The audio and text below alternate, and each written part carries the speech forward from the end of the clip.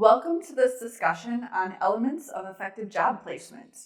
Today, I will be providing you with a snapshot on what is going on in the labor market regarding hiring persons with disabilities and just the labor market in general. Talking about specific trends, as well as giving you some recommendations when you are working with clients and employers to collaboratively find a fit for employment. So before I begin, our goal here is to obviously work with employers to provide them with clients to suit their needs, and then working with clients to fit the job needs of an employer. And so we're kind of the go-between, the middleman, when we're working as a job developer. I want to provide you with the definition of job development before we continue and continue to touch upon it throughout our discussion today. So that definition specifically is working with both the job seeker and potential employers to build sustainable partnerships to collaboratively develop positions for your client. And so that definition of job development is very centered on us and who we are, describes our positions. But what we need to consider is when we're talking to employers, they live in their world.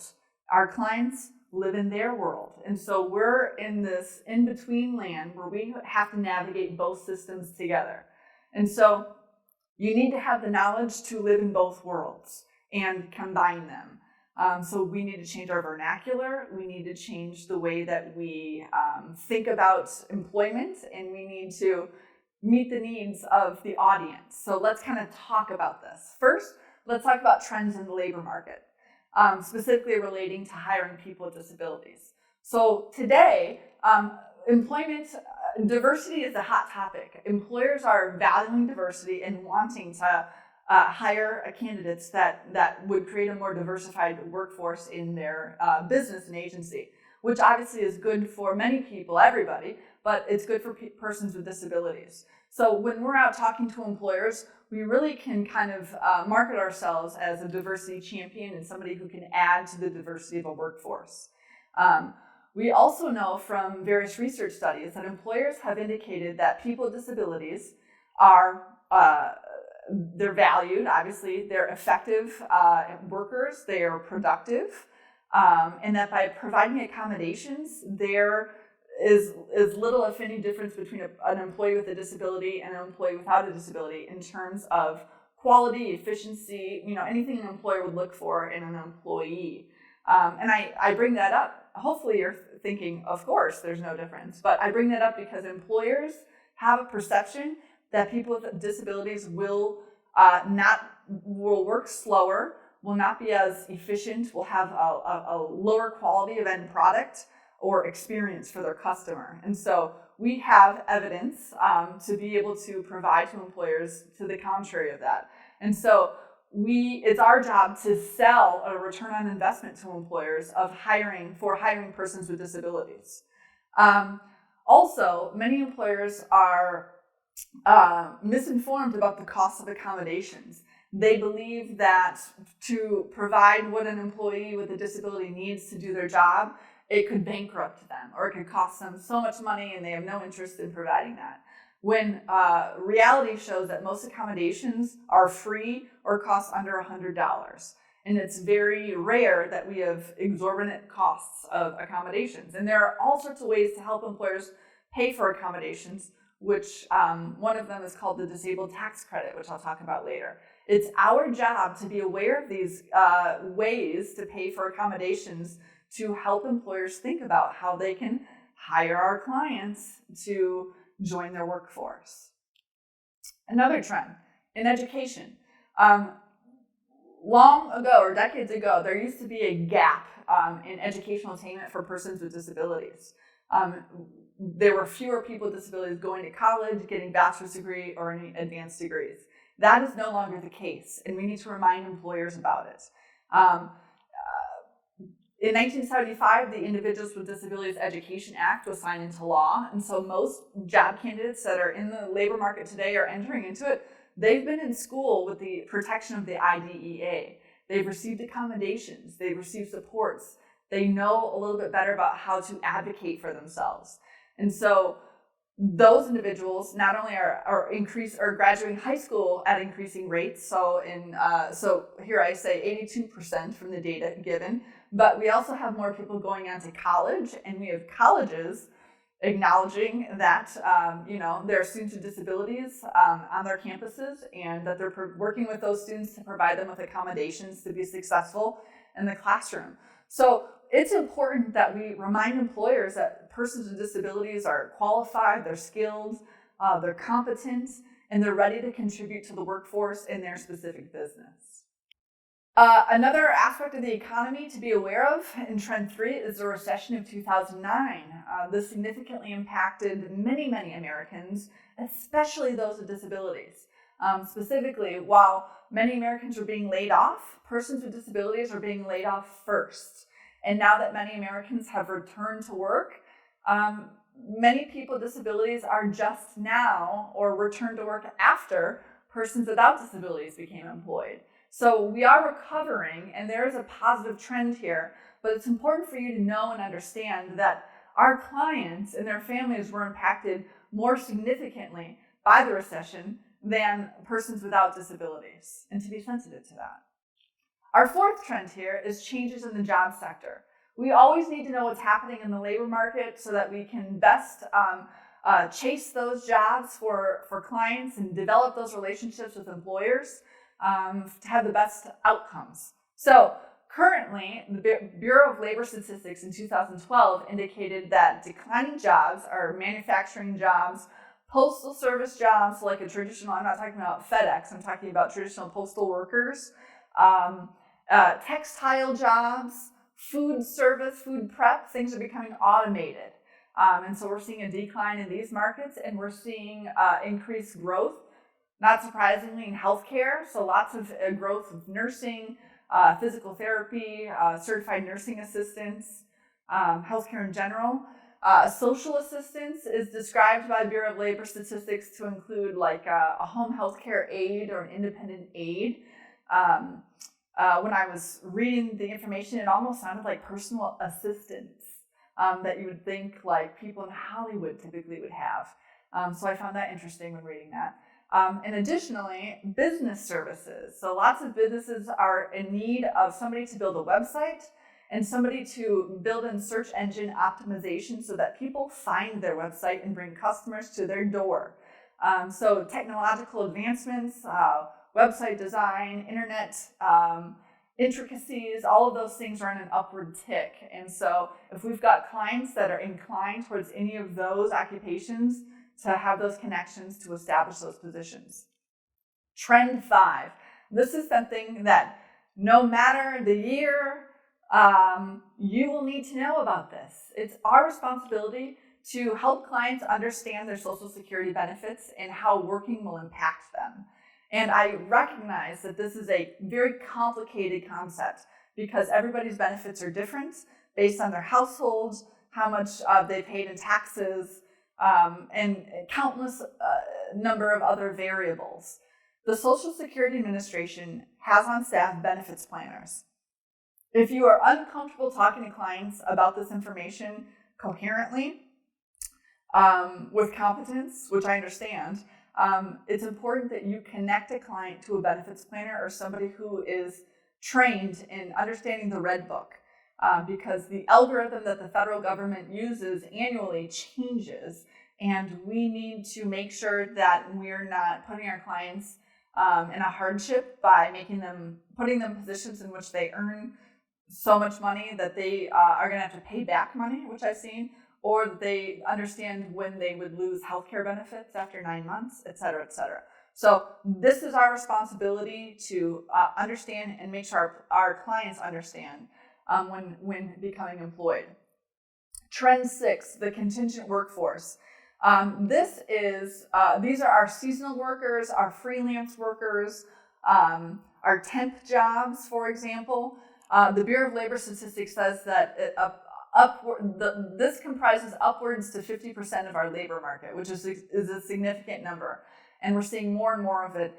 And the reason for it is because businesses are still remembering the recession in 2009, and they want to be agile. They want to have their funds liquid, or their assets liquid, if you will, their money available. So it's a risk to hire somebody full-time, salary, and give them benefits when you don't know if you can afford that.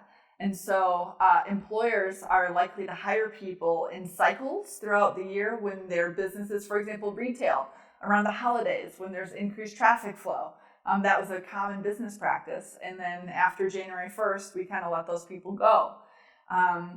We need to be aware of this. Now, there are benefits to it and limitations. So many of the benefits to this is that our clients can gain experience, build that resume, meet people, have an opportunity to network, have an opportunity to interview, learn job skills, get some money in their pocket, and hopefully have a better idea of what it is that they'd like to pursue full time. So there are benefits to it, but there are also limitations to it. Obviously,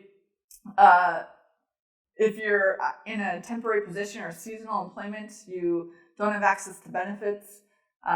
It's not stable. I know that a lot of employers say, if this goes well, we might keep you on. But I really question the authenticity of that statement. So we can't always count that it's going to be stable. And there also, when it's temp work or seasonal work, there's not always protection of like a human resources department or a legal department if there were concerns or issues on the job. So we have to be mindful of that when, having clients work in these positions, which many times they do. Trend 7. The ADA Act amendments that occurred in 2008 are really important to be aware of. So the American Disabilities Act was signed into law in 1990. And in that act, we have this great definition of what a disability is. And we need that definition so that we can determine whether or not somebody is being discriminated against. What the act did was it provided us with that definition, but employers and employees both use that definition to quarrel, I guess, for lack of a better term. And so what I mean by that is what we saw was employers were thought to be discriminating against persons with disabilities because if I have diabetes, but I use insulin, am I disabled? Okay. The law intended to say, yes, I still am recognized as being a person with diabetes. But employers were saying, no, you don't really have any disability-related limitations because you use insulin, and so your blood sugar is regulated. And so because of that, I don't really need to provide you, a special time to have a snack or to take your insulin. All of that should be regulated by medication. And so I clearly couldn't keep that job because that would make me very ill. And I was suing for discrimination. That's what we saw happen in various iterations all over the country. Do you really have a heart condition if you have medication to control it? Do you really have mental illness if you have Wellbutrin? So on and so forth. And so there are a lot of lawsuits in which employees were saying that they were being discriminated against by employers. So the amendments of 2008 put in a clause regarding mitigating measures. And so now it's important for you to understand that the law clearly states that if I have diabetes and I'm taking insulin, I still have diabetes and I'm still entitled to accommodations under the federal law. And employers cannot see me as not having diabetes. So we have protection there. Now, on the flip side, employees were behaving poorly as well. So the definition of a disability, as you know, is a 3-pronged definition. You have to have medical documentation. You have to have substantial limitations in one or more daily life activities. And you have to be regarded as having that disability. And so what employees were doing were they were taking that 3rd prong, the regarded as prong, and they were using it to classify themselves as being disabled at work. So for example, I could potentially say that I people know me to be hard of hearing, or people know me to be, who knows, mentally unstable. People know me to be emotional. And so employees were saying, yes, in high school, I was regarded as being very emotional and needing to have some timeouts and a quiet space when I got overwhelmed, and I need that here at work too. But I have no documentation of it, and it really doesn't affect me. It hasn't affected me for 10 years, for example. Employees were using this regarded as a feature to demand special treatment or accommodations at work without any type of legalese behind it. And employers were terrified that if they didn't provide these things, that they would be sued for discrimination. So the ADA amendments of 2008 changed up these regarded as provision. You cannot be defined as having a disability simply by somebody on the street somewhere, or a high school teacher 10 years ago regarded you as such. You have to have documentation, and it has to impact one or more of your daily life activities. So what's great here is, as a job developer, you have the knowledge, you have the training and the awareness of what the ADA Act Amendments of 2008 enhanced. And so you have the ability to be a liaison with employers that you talk to, and help them rest assured that you will help them know what to do to make sure that they're not being discriminatory and they won't be sued. So use your knowledge and your training to provide that service to an employer so that they feel more comfortable working with you and they want to call you up and ask for your help on things. Trend 8. The federal government, and the Obama era specifically, has been really phenomenal in helping our clients get jobs. And they've done so by talking to employers where it matters, which is their pocketbook. So there have been lots of initiatives in tax breaks for employers to hire persons with disabilities, and these are some of them. So the first, employers can apply for what's referred to as the Architectural and Transportation Tax Deduction Program if there are features within their business, their brick and mortar business, that are not accessible for persons with disabilities. So I'm talking elevators, curb cuts, stairwells, ramps, all sorts of things. If employers need to modify their businesses so that you can hire a client with a disability, there's money available to apply for. The disabled tax credit is something that employers can apply for if an employee needs an accommodation. This tax credit pays for trainings, equipment, and various things that somebody with a disability would need to perform their essential job functions. So employers, again, who are fearful about the cost of hiring a person with a disability, if they should even really need accommodations that cost money, there's a tax credit that they can apply for and utilize, and you can tell them about it. The Work Opportunity Tax Credit was a federal initiative to help employed vulnerable populations, or populations that were underemployed, vastly underemployed, persons with disabilities being one of them. So if your employer hires a person with a disability, you can give them the paperwork to apply for this tax credit. The federal government, so Obama implemented the 7% rule, where every branch of the federal government and any contractor that's working with the feds has to have 7% of their employment force be compromised with people with disabilities. So look at federal contractors or federal branches of agencies, because they have a quota to fill, and we have clients that can help meet those needs, or else they're out of compliance there. So we can be an asset there.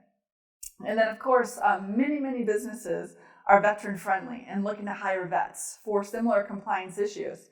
And so we could utilize, this is the Veterans Job Corps program that you can tell employers about if you are working with a vet, as a way that they can, again, earn tax incentives for hiring your client. So you need to be aware of what these things are, so that when you meet people, you can, again, speak their language. I'll talk about this later, which from businesses, their language is money. Their language is many things, but it's also their bottom line. This is a direct way that you can reach and address their bottom line. Again, diversity, disability, inclusion, all of this stuff is important to businesses today. Thank goodness for that too. You have the access to diversity by your caseload. And so if you have employers that are really, you know about by reading their websites or hearing about them in the media, they're pushing this diversity initiative, those are people to contact and reach out and get to know, because you've got clients to help meet their needs that they're looking for. And then the final trend that I want to share with you is that of the aging workforce.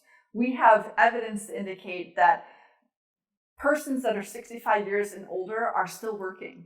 And a lot of this is actually because they were impacted by the 2009 recession. Their retirement funds were significantly impacted in the market. And so some of them need to work, but also we just see a shift in cultural trend with older workers wanting to continue to work, because work is a really big source of many people's identities. So in fact, since 1977 to 2007, the Bureau of Labor Statistics indicates that 100% more people 65 and older are still working. So this is something to consider and be aware of when you're going out there and knocking at doors and you're getting clients referred to you. So let's talk about how you build relationships with employers. So the first thing I'll address is speaking their language. On the very first slide of today's discussion, I gave you a definition of a job developer. And that definition I gave you is only for you and me, and maybe our colleagues. But it's not for these guys. It's not for employers. That just goes right over their head.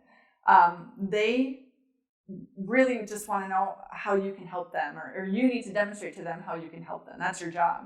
And so they don't understand the whole collaborative partnership, yada, yada, that's in our definition. You need to speak their language. Their language is really that of the business world, which is you're a broker. You're basically a broker of people, of bodies, of skill and service.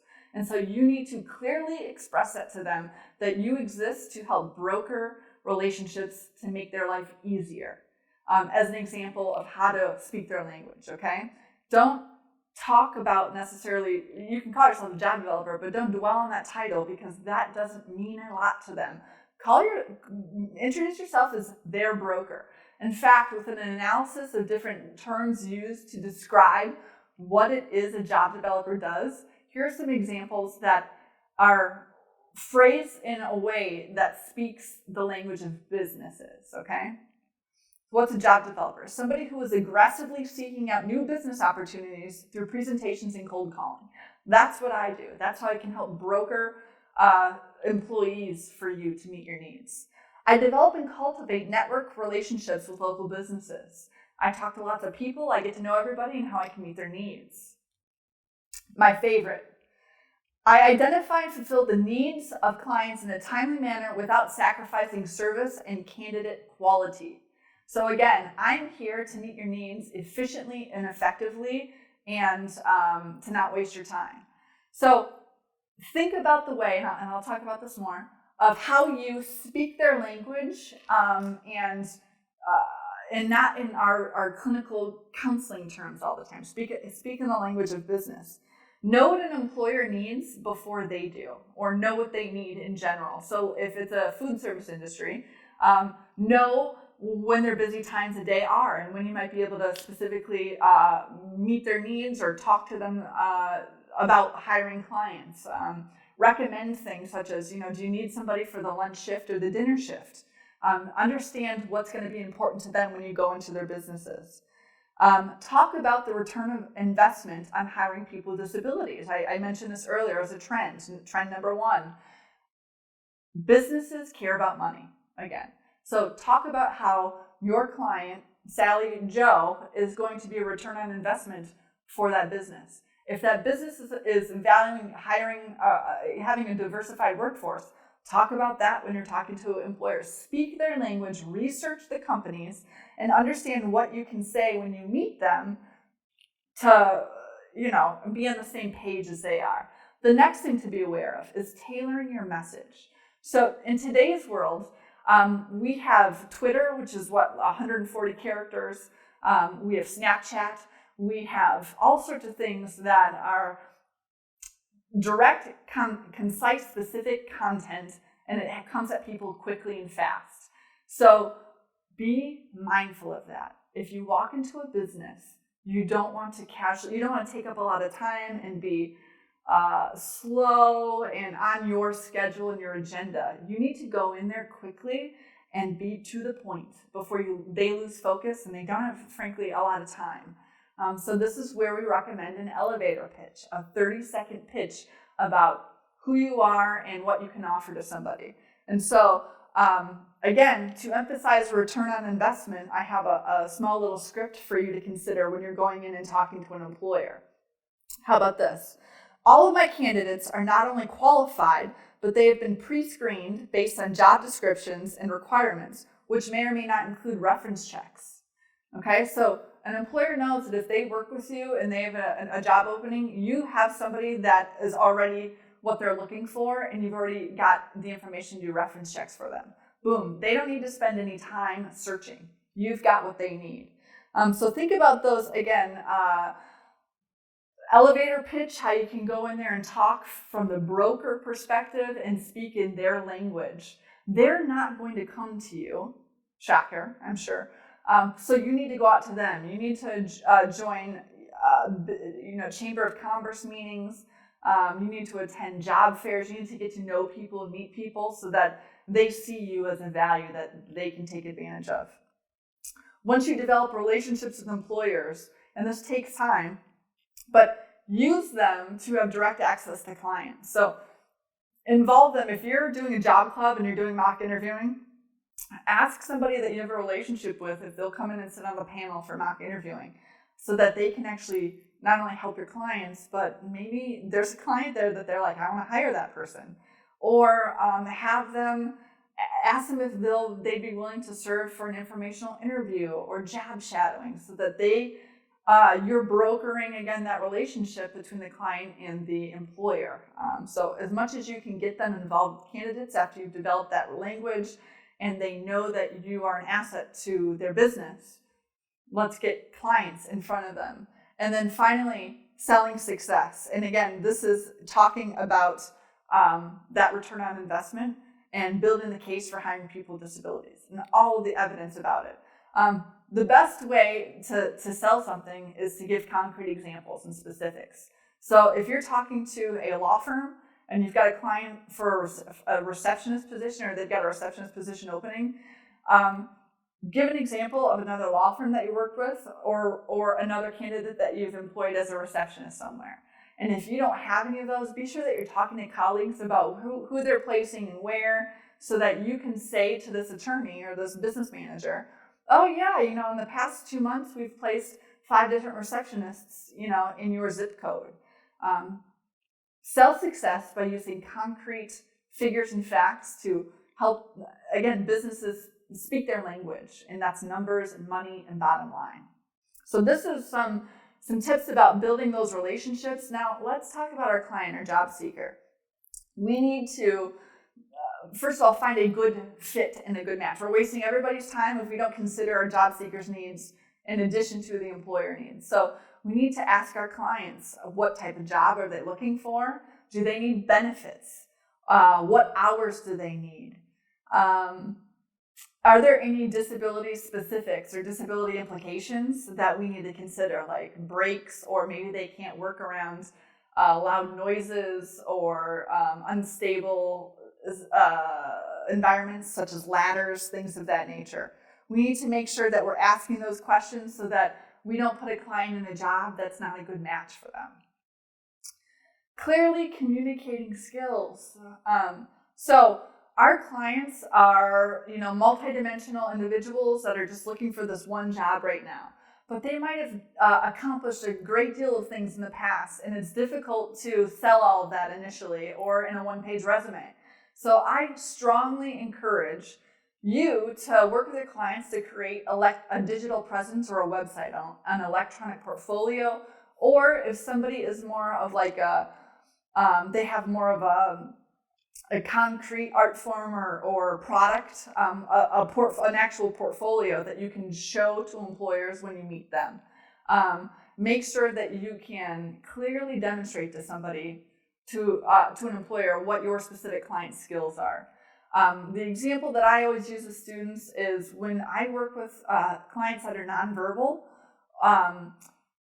they don't perform well in job interviews. So I always make sure that I have video footage or images of them doing things that they excel at, so that I can show that to an employer to say, okay, Sally Joe, my client, might not talk about the fact that she's good at organization, but here's an image of something that she's organized at home in her pantry, for example. So being able to demonstrate that clearly, that somebody's capabilities. Again, you need to talk to a client about what their individual disability implications are. Do they need a third shift job? Are they dealing with chronic pain? And is an 8-hour workday going to be tough for them? Are they going to need accommodations? If so, what accommodations are those? And making sure that, again, we have clarity of that, so that we can help with our next bullet, which is helping them advocate for themselves. So in our unique situation, working with persons with disabilities to obtain employment, we can serve as their advocate, or we can teach them self-advocacy skills. And we do this by reminding them of what the laws are about the Americans with Disabilities Act, what they're entitled to under that law, and how they should go about asking for it. I talk about advocacy as an art and a science, because the science is that we concretely have laws that protect us from discrimination, but the art form is people have choices about when they're going to disclose their disability. Some do it before the interview, some do it after the offer of employment, and all of that depends on when they are going to ask for accommodations if they need them. And so we need to have those discussions with clients ahead of time, so that we're on the same page to understand how to best support them. And I'm of a firm belief that obviously we can do this. We have the skill and hopefully the level of comfort to have that discussion with an employer. But it's important to empower our clients to have those discussions with their employers themselves. And again, perhaps we want to broker that conversation, but we can also role play, write scripts and practice it with clients, so that they can do that individually or independently, I should say. So this is with our job seeker in mind. How do you go about finding these jobs?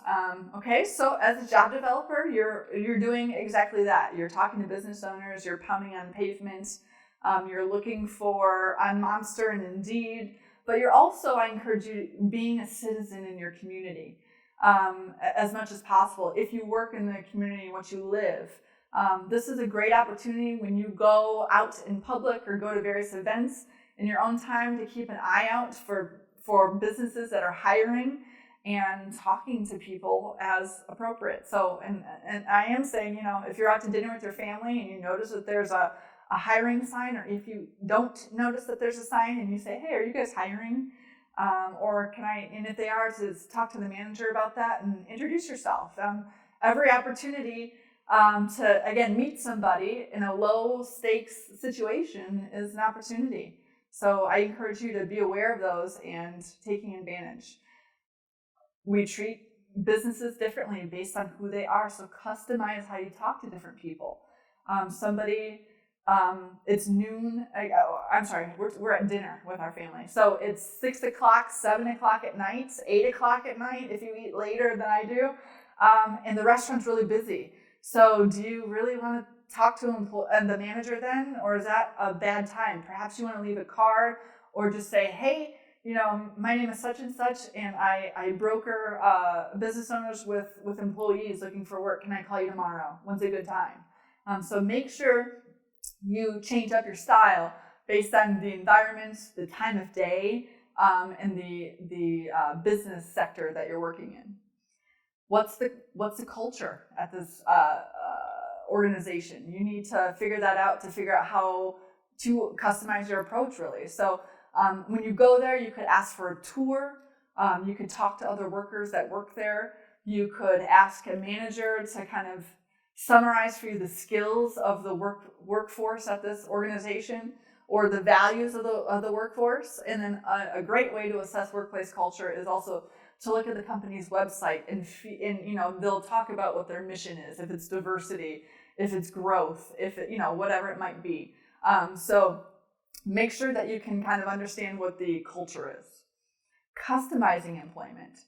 So a great job developer figures out its value or the value to the employer. And so you can ask them questions such as, are there any jobs here are there any tasks that are taking away from the main job title of your workforce? So for example, let's say you have somebody who's skilled and qualified to do web design or web development, but another task, responding to customer emails, is also critical. So you've got somebody who's trained and skilled and hired to do web development, who also is making sure that they get the inbox cleared out every day.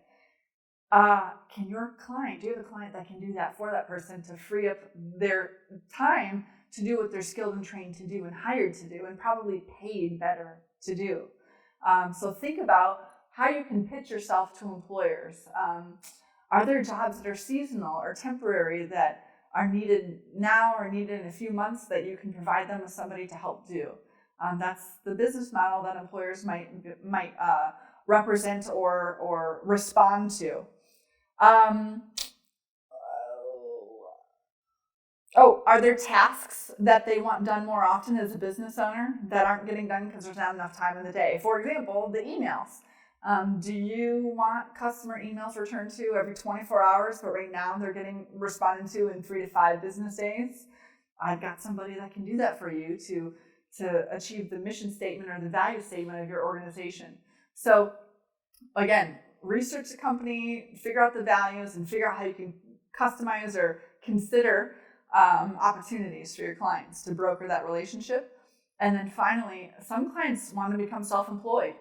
And so talking about that, helping them write a business plan, helping them consider what are the different aspects of self-employment and of this business model, and making sure that that's something that you can help navigate and support. But that's also another common sector that our clients consider. In summary, we have to, after we get our client a job, we have to help, ensure that this fit or this match is stable. And so we do need to make sure that clients that require accommodations receive them. That is a responsibility of ours. But obviously, as I've discussed, there are different ways to go about that, whether we have that conversation or they do. But nobody can ask for accommodation if they don't disclose a disability.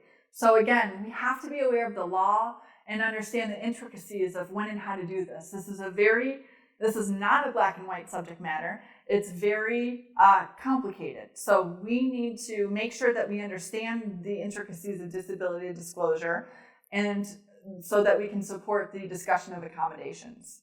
Our clients, people with disabilities, depending on their diagnosis, struggle with socializing at work. And we know for a fact that if our clients don't build a social connection at work, they don't always have stability at work. Peers, socialization, all of that stuff is a large benefit of having a job as you meet friends and you build another social connection or a group of social connections. So this is a limitation for some of our clients. So thinking about ways that we can do that. One of the best ways that I always recommend is working with an employer to implement like a natural support. So asking the employer, is there somebody that works for you or works in this department that you really think is a leader and that you can ask them to serve as a peer support, an informal peer support for my client? If Sally Joe knows that Bobby Sue is looking out for her, or maybe offers to take her out to lunch to talk about the business sometime in the first week or two, that would do a lot for Sally Joe and make her feel welcomed.